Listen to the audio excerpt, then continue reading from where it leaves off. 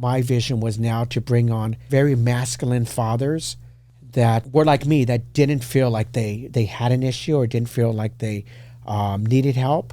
But now they can see how these fathers didn't show up for their kids and how it hurt their kids. Welcome to the My SGV podcast. Our mission is to capture and share the stories of the people of the San Gabriel Valley. We believe our diversity is what makes the SGV great. And no matter where you're from in the San Gabriel Valley, you will feel welcome. All right, SGVers, welcome back to another episode of the My SGV podcast. Thank you for tuning in and spending your time with us. We're excited to bring you another guest from right here in the San Gabriel Valley. If you're new here, we tell you the stories of the people that make up our great community. And you're a returning listener, thank you for spending this time with us, and we hope you enjoy this episode. Well, Scott, you are a father. I'm a father, and we've shared stories of fatherhood over the years, but what does fatherhood mean to you now in this chapter of your life?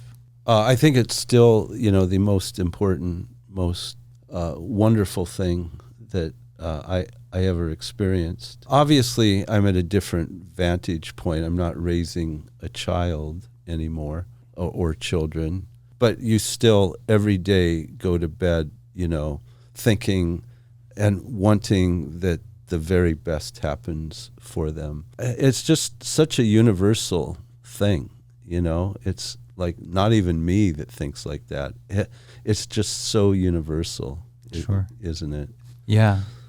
And fatherhood for me has really changed a lot in my life, in my thinking, in my priorities. And I would say more so now is this idea of really being present with them. 100% present, no distractions, no thinking of other things, and really trying to enjoy and take in all that time that I have with them. But fatherhood is a lot of different things to a lot of people, and our guests on the show, their experience with their fathers or being fathers have varied widely from, really amazing to horrible. And I think fatherhood has a lot of different shapes and forms that it takes. And it means a lot of things to different people, I would assume. Yeah. And so, before we introduce our guest, take a moment and think about what fatherhood may mean to you, your own father in your life, or if you are a father yourself, take a moment to think about that. And while you're thinking about that, don't forget to check out San Gabriel Valley Now, your source for city news, announcements, events, special savings, and everything SGV. Check them out on Instagram, sgv.now. And read their SGV Now magazine on their website, sgvnow.com. Well, thank you again to Paris Baguette also for bringing in these delicious treats for our guest today, treats and coffee. We thank you, Paris Baguette in San Gabriel, Jason and Grace and the crew there. We appreciate it. Even though we have to resist every week, I hope the guests appreciate it. So thank you for that. Well, that brings us to our guest today. He is a podcaster. He is a father, and he's also a realtor. His name is Edward Rodarte. Edward, welcome to the show. Welcome. Thank you for having me on. Thank you. So you have a lot of titles there. You are a podcaster, a father, are also a realtor, but sort of what gravitated us towards you and the show was your podcasting. You had this interesting, target audience. And let's start with that. Who is your target audience? Target audience is narcissist fathers that are not showing up in their children's lives. It's fathers that don't realize the importance of stepping up into their children's lives. So we're going after a group of fathers to start to showcase their stories of how they didn't show up for their children and how now through their struggles and tribulations, they've learned from their past behaviors of why it's important to show up. And the name of your podcast is Fatherhood Voices, Breaking the Toxic Cycle. Yes. Yeah. And before we get into the origin of your podcast and who your audience or that you're targeting is, what is your connection to the San Gabriel Valley? So I grew up in the San Gabriel Valley in the city of La Puente and went to junior high school and high school out here and also dabbled in politics back in the late 90s. So I was fortunate enough to be elected to the city council and into a position of mayor when I was in my early 20s. So I was very active in the community for about a 5 to 10 year period. And that's in the city of La Puente? Yes. Okay. So you did that at a very young age. Yes. What motivated you? You know, when I was working for the school district, it kind of started because I got involved with the unions because I wanted to go back to college. The schedule wouldn't allow for it. So I reached out to the union. They were able to get my schedule adjusted. From there, I felt that I wanted to pay back the union. So I got involved with the school district union, ended up getting elevated to a position on the executive board, and started seeing that we're making some segue. And from there, that sparked my interest in getting onto the police commission for the city. And from there, that led to the planning commission and to the city council. And, so, but it all started out of a need for wanting to go back to school. And that kind of sparked. And so when did you enter into real estate? Real estate when I was 23 years old. Oh, okay. Quite young, I think. Yes. Okay. And you've been doing real estate ever since? Yes. So the story here is really, I guess, your experience in your own fatherhood and maybe perhaps your own father.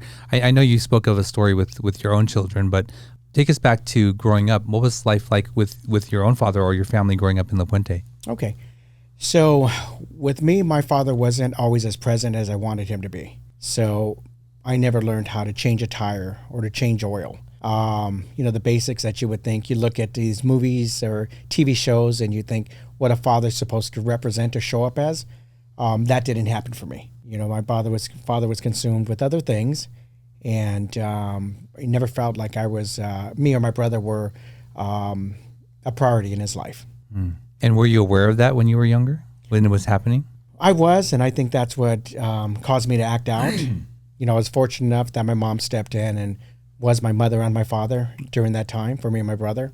I know he loved and cared for me, but it was just very different the way he showed it. He didn't show emotion. So because he didn't show emotion, that's what kind of started my path towards how, when I became older, how I showed up for my kids. So a lot of the traits that he learned from his father and from his father's father are, that ancestral lineage of father trauma, was passed on from generation to generation. What is the acting out that you just mentioned about yourself? Got involved in street gangs at an early age. Was looking for a family, was looking for a tribe. And that came from a combination of being bullied and then just wanting to be a part of something, want to be a part of something where I could feel like I was wanted and needed. And granted, yes, my mother was there, but I still was craving that fatherly love, that attention.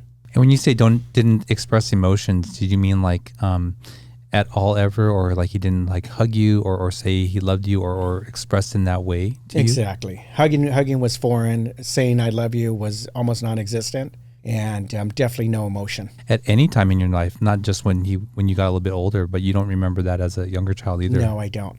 Wow, that's tough.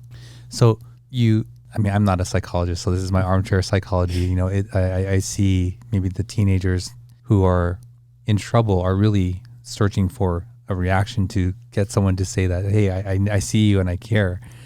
So you got involved in gangs at an early age. And at that time, did your father give you that attention, even though it may have been negative attention? No. He didn't care? No.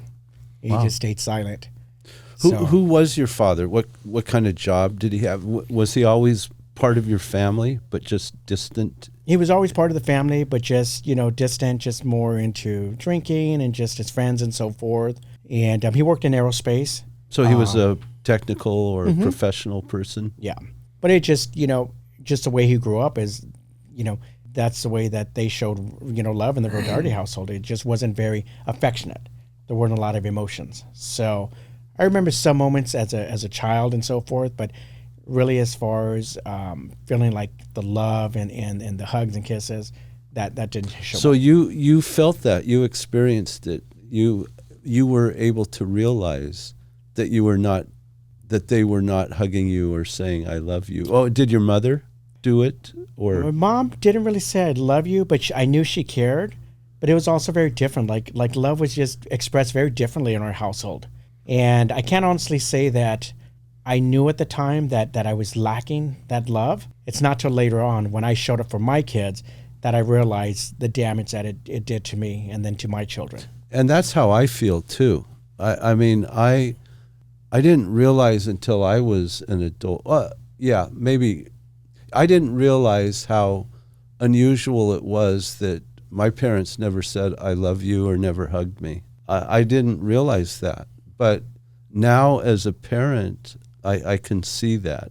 And so now it's obvious to me. But I don't think it set in, on me. I don't think that I could have told you when I was 17, 18, or 19, this is unusual.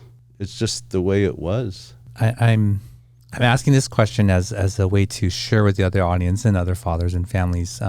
Did you have from your father, was he a provider? Did you have clothes, food, shelter, the things that you needed? Yes. No, he was a provider. He did provide.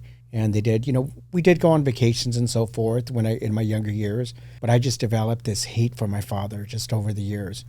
Mainly as I got into my teenage years, towards the end of junior high school and into high school. It was just a lot of resentment, a lot of hurt. And I ask that question in that way because society tells men that that's what makes a good father, that is your role, is it to just provide. And if you do that, then, you've checked that box. And it's so much more than that. And so you're describing your feelings as quite strong: resentment, hate. Was that mostly because you felt he was just not there? I think not there for me and my brother, but also for my mom. He just put her through a lot emotionally and psychologically. So I think that kind of really is what kind of got my emotions heated and so forth, and just really built up the resentment and anger. Mm. Being protective of your mother. Absolutely. But in that he modeled for you what it meant to be a father. He modeled for you what it meant to be presumably a husband and a man in this world. So I think that has affected you at some point in your own fatherhood journey. Is that right? Yes. And so can you share with us, when did you start to realize that this generational, trauma had been passed on? For me, for the first, so I have three daughters, a 27-year-old, a 21-year-old, and a 19-year-old. And I can honestly say that up until almost 4 years ago, I really wasn't present for them. If you looked up in the dictionary what a narcissist was, that was me. And I'll correlate it with the story. My daughters were not allowed to cry. And for me, that was because if you showed emotion, you showed weakness. When my daughters struggled with anxiety or depression, they weren't allowed to go to a therapist because to me that was just a cop-out. They were screaming for attention, or they were just being weak. So my narcissist behavior was to an extreme, and to the point where all my girls developed PTSD because of it, and then struggled with depression and PTSD and even struggled with suicide at one point in their lives. And, I am not proud of it, but this is just the way that I knew, the only way I knew how to love. My way of loving, like you shared, was I was an income generator. I generated a lot of money. I provided. I bought them things. I showed them love by buying them things. We had big house, nice cars, but I was always working. Then there was alcohol. And, especially in the real estate industry, it's just such a very masculine and toxic environment, just alcohol involved and just so many temptations, in that industry. You go and you work and then you get big checks and then you go and you just spend them, So I was too busy out there partying, working hard and then not being present. And when I was at home, I was always on the phone. So even when I was physically at home, I wasn't there. And that damaged my relationship with my girls. What is a narcissist? Narcissist is someone that shows no emotions, someone that doesn't acknowledge their behavior, even when they're doing wrong, someone that believes that their way is the only way, someone that's not willing to take input or criticism, and no matter whether right or wrong, once they put their foot down and say, no, this is my way, that's the only way. And that was you or that is you? That was me. That was me up until 4 years ago. What was the change? I went what caused? I went and sat with ayahuasca in February 2020, 1 month before the pandemic. And I sat with ayahuasca in the jungles of the Yucatan. And, I hadn't cried in about 27 years prior to that. And so my heart was very dark. And I really had no emotions. And when I went and sat with ayahuasca, it took me on a journey that just opened my heart. And I was able to to go into my youngest daughter's soul, who was 16 at the time, and she was struggling with a lot of different issues. And I was actually able to see her pain. I was actually able to feel it, her emotions, the hurt. And it was at that point that I realized how much hurt I'd caused her and her sisters and her mom. And then from that point forward, over the next week, as I sat in journeys with ayahuasca, it just continued to open my heart and connect me with my feelings. And it showed me all of my actions and behaviors that I displayed and how it impacted my family. What is ayahuasca? So ayahuasca is it's a plant medicine that's brewed in the Amazon or different places. And it's chacruna and ayahuasca that they brew together to make kind of like a tea. And they've used it in ceremonies for thousands of years. But what it is you take the brew, and then it takes you on a journey into your past, your trauma, your hurt. You relive it. You relive it in real time. And you go through the cycle of your actions. You'll relive stories. And from there, you come to a point where you have the ability to purge it out. And when I say purge it out, you could throw it up, you could cry, you could laugh. There's different ways to purge, but it's the release of the trauma. And so as an example, in my first ceremony, and it's done with a shaman, a group of people, and then you're with a group of about 20 or 30 people, and beautiful ceremony with music and vibrational music. But in those journeys, as you go and you relive your trauma, you also have the ability to confront it. And when you purge it out, it's gone. And a perfect example is I used to drink a lot. And in my first ceremony, I purged out alcohol. And in that moment, when I purged it out, I threw up in the waste basket. From that point forward, I knew, like from the bottom of my soul, that I was done with alcohol forever. And that was a previous trip? That was in that first week. Same trip. Yeah, in that first week, I had a lot, in one sitting with ayahuasca, which can be about 6 to 7 hours, you can go through multiple journeys, 50, 75 journeys, and it's all reliving different points in your life where there's trauma. And it's not all trauma. There's beautiful things too. There's your spirit animals, and you can see your heaven, so it's not always dark. It's also sometimes it's beautiful. But the medicine, it's called Mother Aya, and it's a female spirit. It's a grandmother. It can be very gentle, but it also is there to show you and teach you lessons.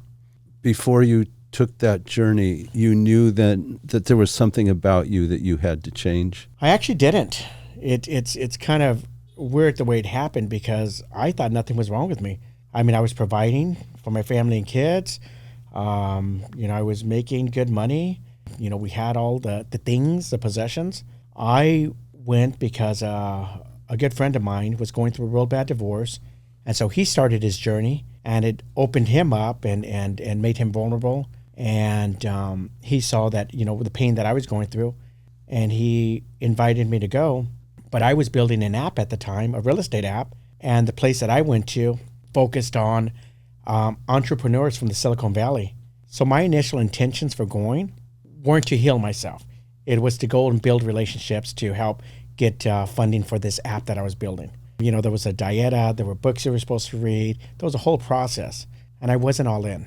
I would skim through the books. I was following the diet a little bit, but I had an ulterior motive, and that was to go network with all the tech people from the Silicon Valley. So you had a very selfish reason.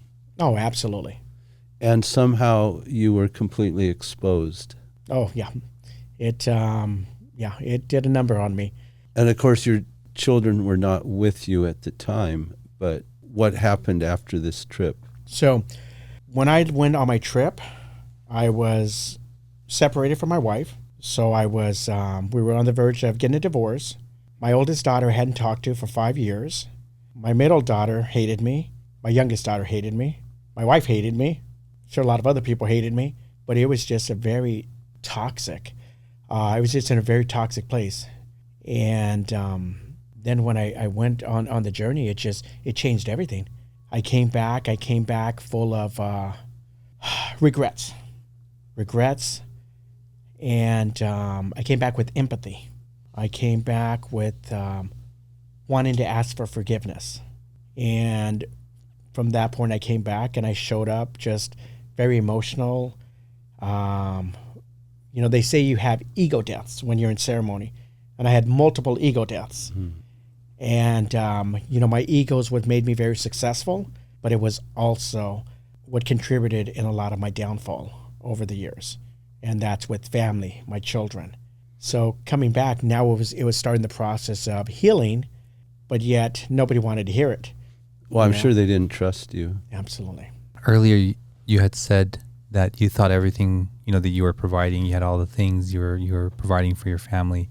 And you also said that your children weren't speaking to you, or I think you said hated. What were the things that they were saying to you throughout the years about you? Or were they saying things to try to open your eyes to this? Like, were they trying to convince you like something needed to change over the years? No, I just, like I said, I was very stubborn. So it was my way. My way was the only way. So, just as an example, I didn't talk to my daughter for over 5 years, my oldest daughter. To me, she was dead to me. She made some decisions that I didn't agree with. And at that point, I was done.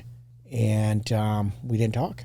And so, but I was in just so in my ego and so in my masculine, that if you disobeyed me, I would just cut you off.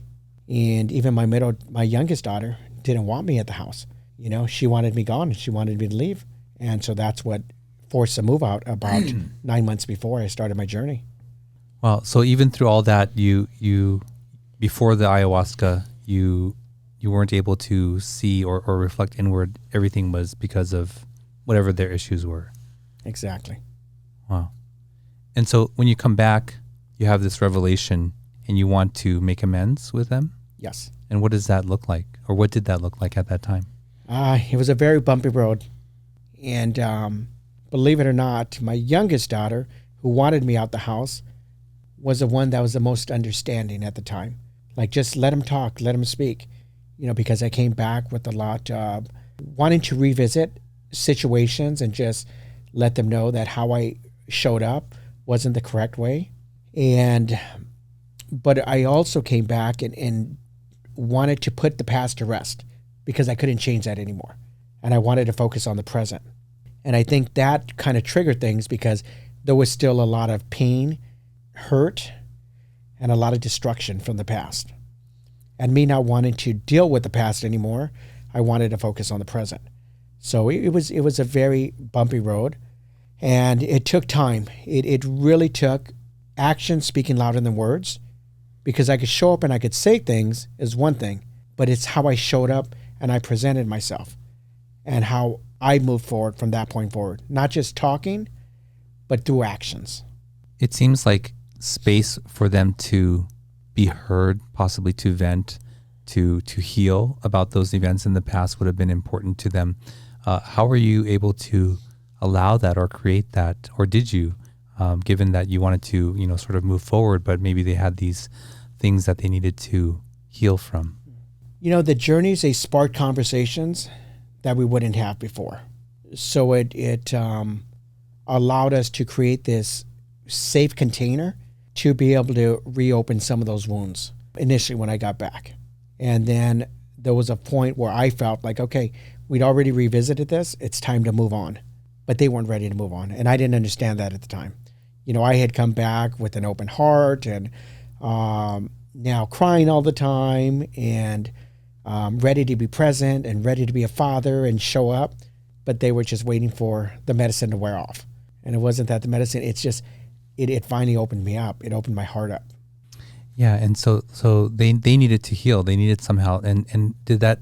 What does that look like? Do they express their grievances to you, and do you acknowledge those things, or How do you guys move past that point where they no longer need to heal from those things?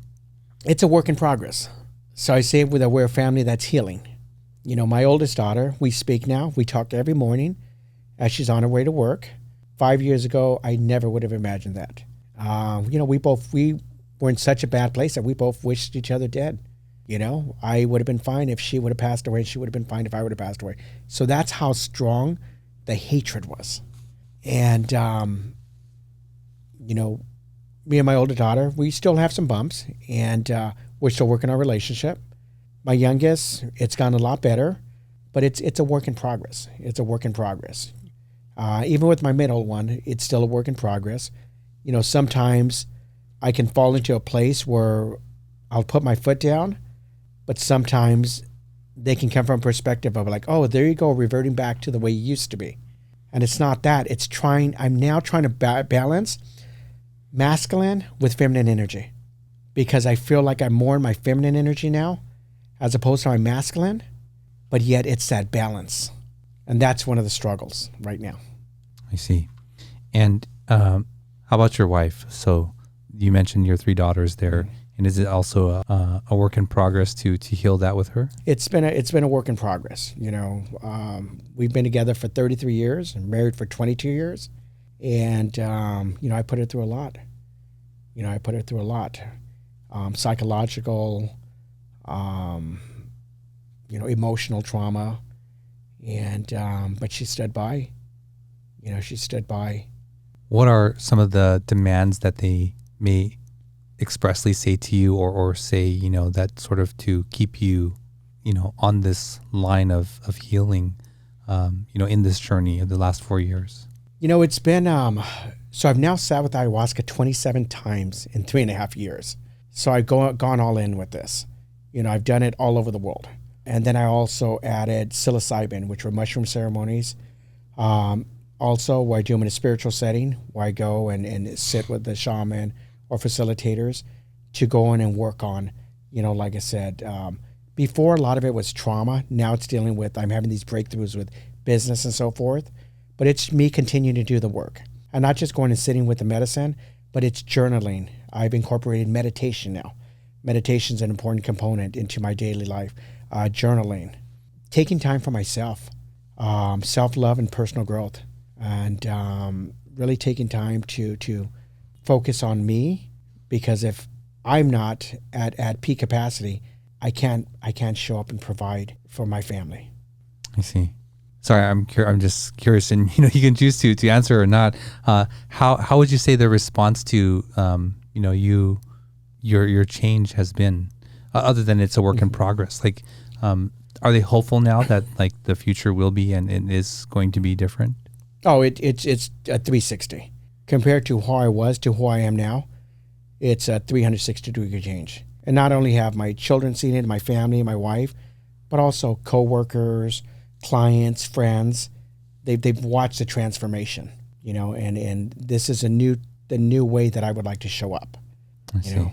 Edward, we ask each guest to bring an item of significance with them. What did you bring with you today? So I brought a picture of my granddaughter. So she's 7 months old. And the reason I brought this is I love my kids. But when I think of my granddaughter, I think that this is a do-over. It's having a second chance of not necessarily being a father, but being a grandfather. And making sure that she doesn't experience what her mother and my kids experienced. So that was my item. Yeah, thank you for bringing that in. And whose daughter is that? That's my youngest, so Clarissa. So it's my 19-year-old. I see. So, and is this the only grandchild you have? This is the only one, yes. Oh. Well, so it seems like you have a new lens on all the things and how family interaction affects lasting, you know, generations down the line. Like your perspective is a lot broader now. How is your interaction with your granddaughter? Oh my gosh, it's amazing. It's amazing. Even when I'm away on business, I have to FaceTime her 2-3 times a day. And it's showing up and just letting her know that even when I'm not present, I'm still thinking about her. Just, when I see her, playing with her and holding her and just showing her unconditional love. Something I should have done, with my children. Can you tell your children now that you love them? Oh, absolutely, 100%. And they know it and they feel it. They feel it. Where before, I don't really think they felt that I love them. I did, but I just showed it in a different way. I didn't show emotion, and now they truly feel it. Is your father still alive? Yes. Have you reconciled things with him? It's a work in progress. Our relationship's gotten better, and he has sat with medicine also, with ayahuasca and with but it's a work in progress. There's still some issues to we're working through, but as I'm the one thing that I've come to realize is as children we have these expectations on how we want to be loved, and in a way it's unfair because there's no manual. So we look at TV, we look at movies, and we look at how these interactions happen. But the reality, that's not what a normal, to me, what normal households, look like, where I grew up. So I guess I have to just come to the acceptance that our fathers love us only the way that they know how to love us, which is they show up based on how their parents showed up for them and how their parents showed up for them. So I have to give my father a break and say, you loved me the best way that you could. And I have to be okay with that. Mm-hmm. And children often put their parents on pedestals until a certain point. They think that they're, superheroes, that they can do no wrong. And then that whole thing comes crashing down at some point because people are imperfect and people are going to make mistakes and let people down. That's just like who we are, right? Yes. So where did the idea of your podcast come about? So, I've been doing real estate for a long time, and I've been struggling with what my purpose is in life. I've struggled with that for so many years. And it was earlier this year that I was in ceremony, and all of a sudden it came to me almost like an epiphany. And it said, are you ready? I'm like, what do you mean, am I ready? So it's almost like me having this conversation with myself. It's, are you ready for your purpose?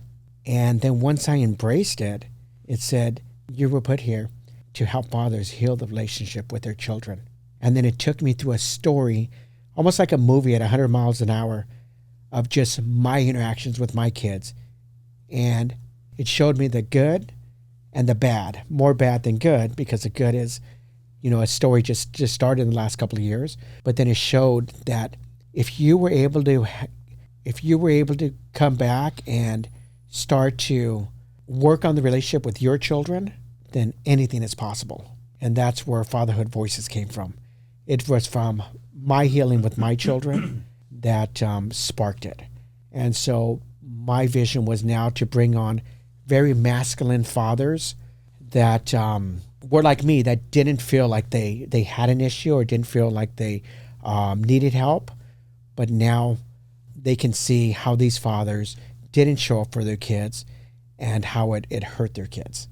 And now they live in regret because some of these fathers lost their children, or some of these fathers still haven't repaired the relationship with their children. So that's where Fatherhood Voices was born from, breaking the toxic cycle, breaking the ancestral lineage that we can't change the past, but we can always focus on the present, which will shift the future. Yeah. I'm curious, is there something different between fathers and mothers? Do mothers have these same issues, or is this a fatherhood thing? No, it's mothers and fathers that have the same issues, because there's a lot of mothers that didn't have mothers that showed up for them.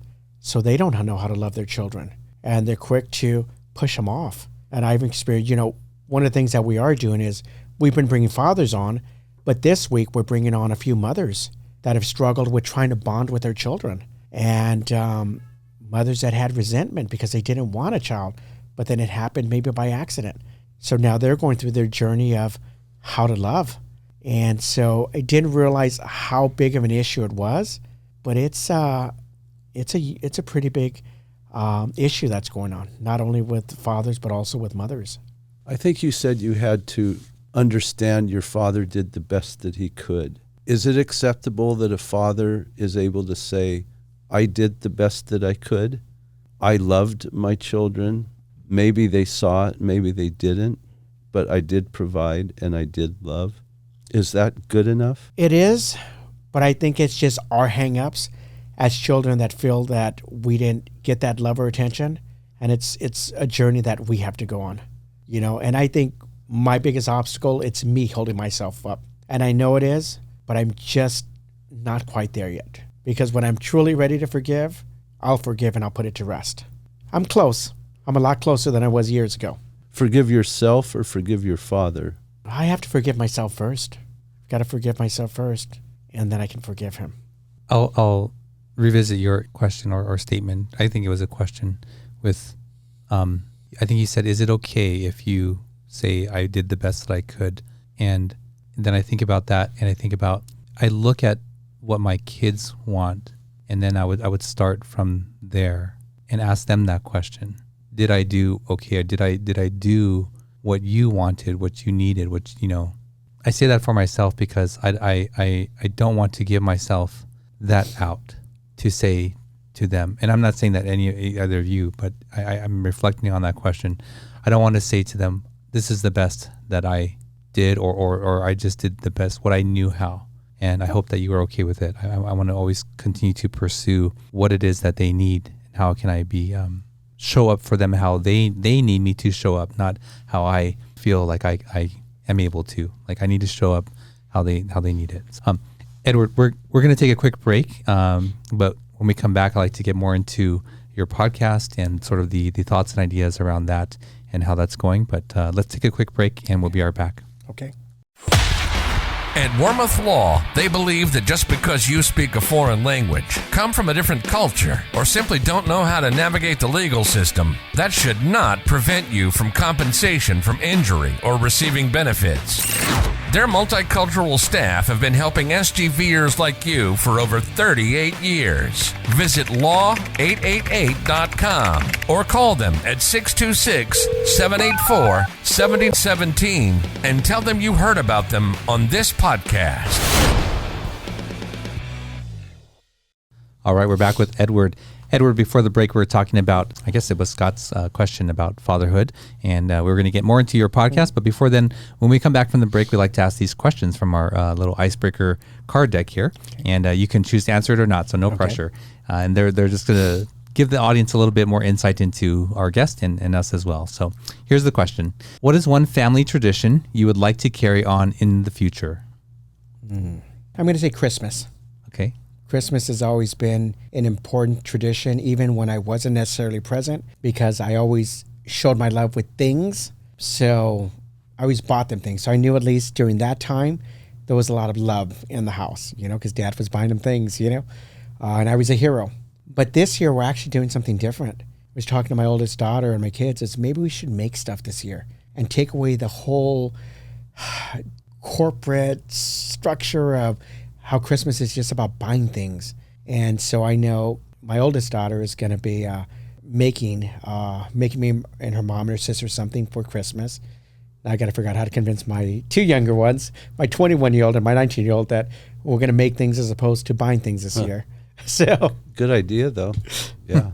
Well, one of the things that I love to do with my kids now who are young is we watch certain movies around certain holidays, right? So around Easter, we'll watch a certain movie, Halloween and Christmas, and they're related to the holidays, and it sort of like gets you into that festive mood.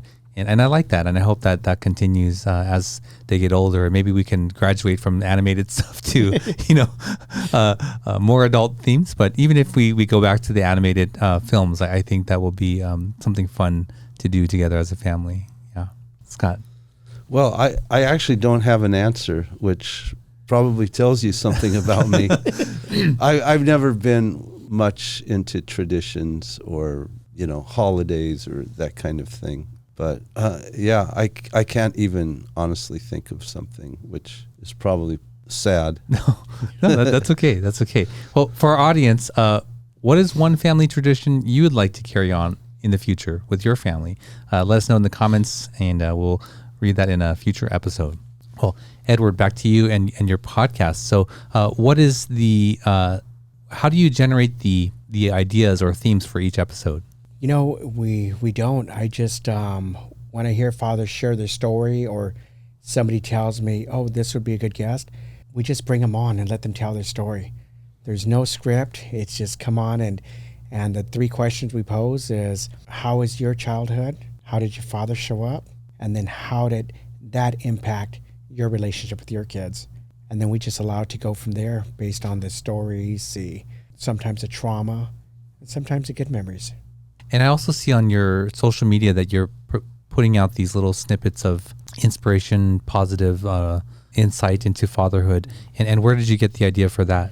It's, once I had this epiphany of wanting to start working with fathers to heal the relationship, it's like I'm getting a doctorate in Parenting 101. It's reliving my interactions with my children. It's talking to people, hearing their stories. I literally have probably 30 books at my house that are just on parenting right now that I'm going through, and I'm highlighting and post-it notes and just researching and just trying to educate myself, not only for being able to put out content, but also how I'm going to show up for my granddaughter, and then showing my children that as they have more kids, how they should raise their kids. Not the way we did, not the way I raised them, but the proper way to do it. Do you feel like you've fully healed your own hatred or resentment towards your father in this process? I have, yes. It's, a scale of 1 to 10, I'm at about an 8. So I'm getting close. I'm almost to the end where I'm truly ready to forgive. And I think that moment's coming. It's coming. How do those last 2 points in that scale present, or how do they manifest in your life?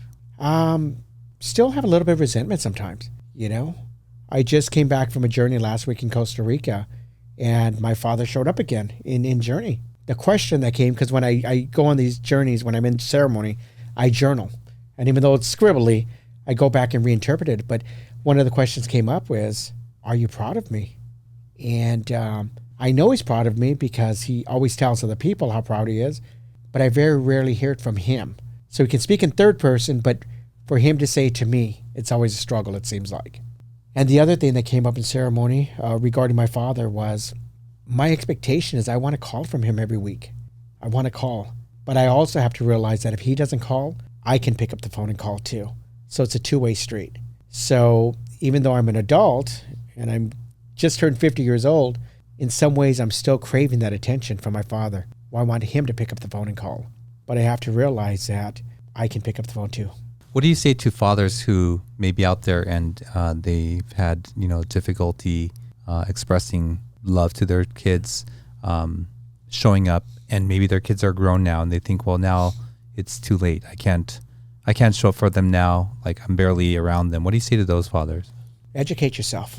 Fathers are so quick to go and read the stats on sports and look up their favorite fantasy sports teams and learn all about their players, but they're not showing up and researching how to heal the relationship. I've always been a avid reader of business books and motivation and inspiration, but I can't tell you the hundreds, if not thousands of times that I passed through Barnes & Noble or through the library, and I passed right by the parenting books. And I could have just picked up a book and just maybe grabbed some quick tips. I could have gone on Google or YouTube. Now in today's day and age, watched a podcast. The resources are out there. It's just, as men, as fathers, it's almost like we put the emotional component onto the mother. And yeah. At the time when, before your first ceremony, what could have been said to you to open your eyes or let you know that there's a problem, that you need to do something? If you're speaking to that version of you as a father, or other fathers who may be in that and be like, there's nothing wrong with me, there's something wrong with my families, what do you say to that father to get them to open up their eyes to what's really going on? It's going to be exposing them to other fathers that are on the journey. There were times where my mother would talk to me about how I was raising my kids, or my wife would talk to me about how I was raising my kids, but it went in one ear and out the other. And a lot of that was because I was so into my masculine.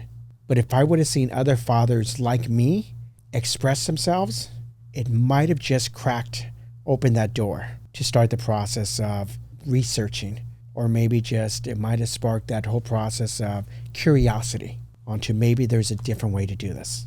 So seeing another father saying, I'm making a mistake, I need to show up better, I need to spend my time learning about how to be a better parent and showing up versus putting my time here, that would have maybe helped you at that time. Yes. I see. And that sort of ties into what you are doing, I'm assuming, with the podcast, that other fathers are coming across your material, seeing this other your journey and maybe the journeys of others. Yes, so we've built a whole coaching program around it, a coaching program for fathers. And one of the epiphanies I had was when I was in Journey, I was sitting there going, I don't want to do real estate anymore. I'll continue. I want an exit plan of 3 years. And I'm going, how can I at least support my family doing what I love to do, which is now helping fathers heal the relationship. And then I started thinking, fathers are willing to pay fitness trainers to get fit.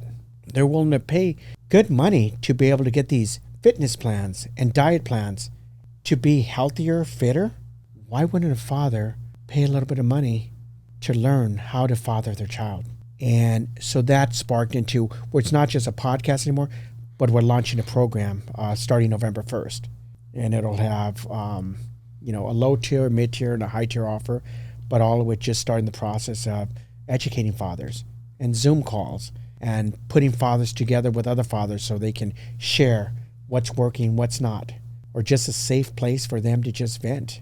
Yeah, that seems like really important work to put out there for that community. Edward, we're going to move on to our final segment of the show where we get to learn a little bit more about you and the things that you like in the San Gabriel Valley.